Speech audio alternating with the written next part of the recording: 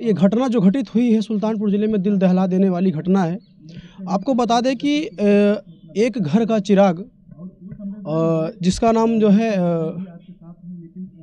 चंदन शर्मा था, और आपको बता दें कि कुछ बदमाशों द्वारा उनकी हत्या कर दी जाती है, गाड़ी से कुचल करके उनकी हत्या कर दी जाती है। और मैं आप लोगों को रूबरू कराऊंगा उनके परिवार से। आप मेरे पीछे देख रहे हैं पीड़ित परिवार बैठा हुआ है। और जो है आपको बताऊं, सामने रक्षाबंधन का त्यौहार है। रक्षाबंधन त्यौहार आने से पहले ही कुछ बहनों के हाथों से भाई का जो है कलाई छीन लिया गया है। आखिरकार सुल्तानपुर ज़िले में इस तरीके से जो घटना घटित हो रही हैं, क्यों इतना लापरवाही कर रहा है प्रशासन, क्यों इतना मनबढ़ हो रहे हैं अपराधी, अंकुश क्यों नहीं लगाया जा रहा है? इसी के साथ मैं चलता हूं, आप लोगों को रूबरू कराता हूं पीड़ित परिवार से। 1 अगस्त को आपके यहाँ घटना हुई जिसमें चंदन शर्मा की मौत हो गई जी, क्या घटना रही? जैसे बताते हैं कि 9:30-10 बजे के 9 बजे के अंदर में ही घटना है। कैसे पता चला कि आप लोगों के उनके साथ ऐसी घटना हो गई? हम उस टाइम हम अपने ससुराल में थे। मेरे घर में आने पे पता चला, उस 1-2 घंटे बाद मैं आई अपने मायके, तो पता चला कि मेरा भाई पूड़ी खाने गया था। पूड़ी खा के आ रहा था तो रास्ते में जेसीबी लगी थी और जेसीबी के आगे ट्रक फंसा हुआ था।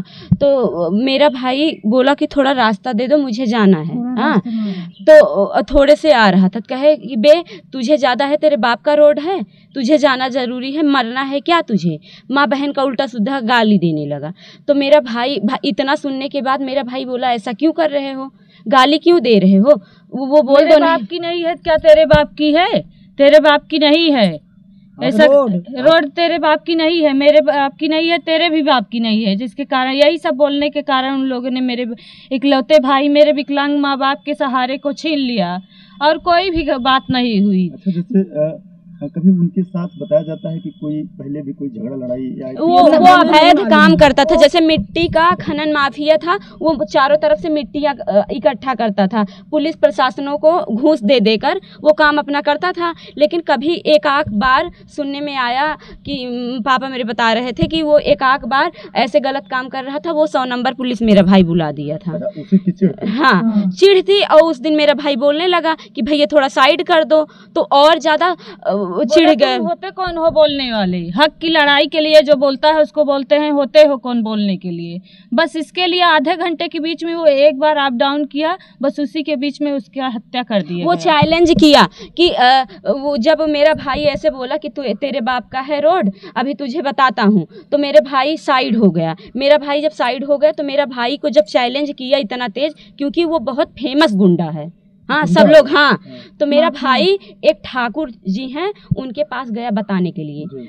पहले घर पे आया, तो पहले आया घर पे पापा को बताने, तो मेरे पापा दूध लाने गए थे। तो पापा जब नहीं मिला तो वो गए ठाकुर के पास कि भैया ऐसे ऐसे वो बोल रहा है। तो वो आए तो कहे कि चलो मैं वो बताता हूँ, तो उसको समझाता हूँ। तो उससे जेसीबी वाले से बातचीत हो रही थी, तो जेसीबी वाला हाथ भी जोड़ा कि चलो गलती से मुझसे गलती हो गई, माफ कर दो। तुरंत हमारे गांव का एक उसके मतलब सचिन यादव उसका साथ देने वाला, जैसे ट्रैक्टर है वो, मतलब मिट्टी जब खुदाई करता है तो ढोता है, तो वो इधर संतावना हुई, मतलब वो माफी मांगा। पहला वाला गुंडा जो हाँ, वो माफी मांगा। तो तुरंत हमारे गांव का वो आदमी वो बताया उसके भाई को कि तुम्हारे भाई को चंदन और वो ठाकुर मारने आ रहे हैं। इधर दोनों में सब में बातें ही हो रही थी, उधर उसका भाई जोश में आया, सब कुछ तहस नहस कर दिया। तुरंत मेरे भाई के ऊपर अटैक कर दिए और जितने लोग वहाँ इकट्ठे थे, निमंत्रण था, सब लोग बातें करने लगे कैसे क्या हुआ। तो जब वो कर दिए तो मेरे भाई को वो निशाना वो बताने लगा ना, जैसे पीछे से वो संदेश दे रहा था। किनारे खड़ा था क्या? नहीं, वो सही साइड में भी था, जैसे बातें ही कर रहा था। जैसे ये दोनों जब आपस में ठाकुर जी और हमारे भाई आपस में बोले कि ये भैया मुझे ऐसे बोले, तो आपस में दोनों में सहानुभूति हो गई थी कि चलो भैया मुझसे गलती हो गई, मुझसे माफी कर दो। तो उनका एक भाई मेरे गांव में एक उनका साथ देने वाला है, तो वो फोन कर दिया, अखिलेश, तो वो अखिलेश यादव, तो वो अब उनके भाई को फोन कर दिया, मिंटू यादव को, पिंटू यादव को।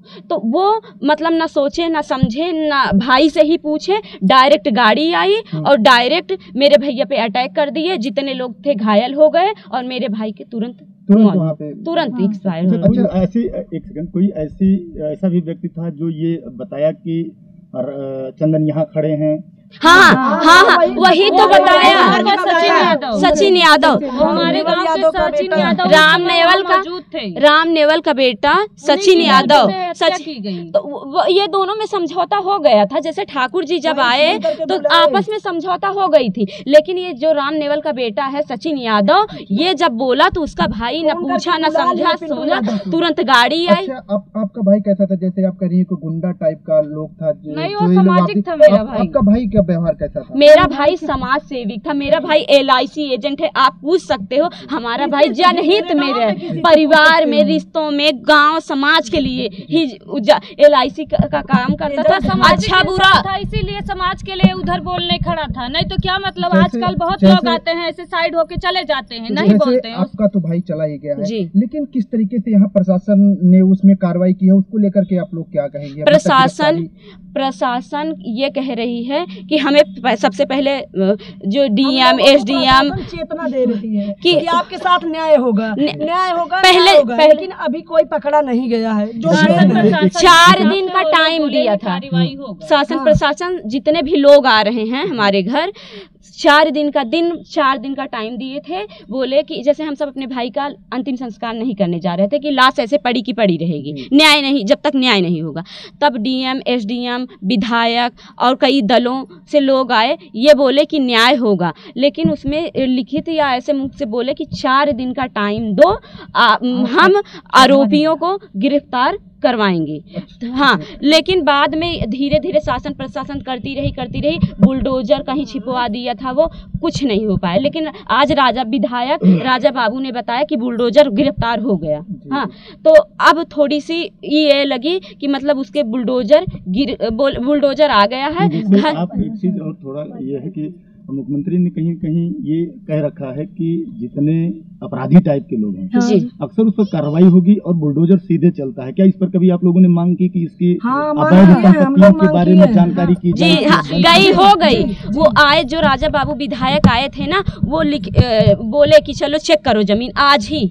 अगर अवैध जमीन होगी तो तुरंत 15 मिनट के अंदर घर गिर जाएगा। अगर अवैध जमीन नहीं होगी, अगर उनका मतलब अपना होगा तो थोड़ा आगे पीछे समझ। तो जैसे विधायक जी को ने ये नहीं पूछा कि जो अवैध कारोबार वो करता रहा जी, वो पुलिस के संरक्षण में कार्य करता रहा, ऐसा लोगों का कहना है कि पुलिस के संरक्षण में अवैध कार्य करता रहा जी। इस पर विधायक ने क्या कहा, क्या कार्रवाई करने के लिए? विधायक कई लोगों को बोले कि हम सस्पेंड कर देंगे, वो बोले जो गलत इसमें होंगे उसको हम सस्पेंड कर देंगे।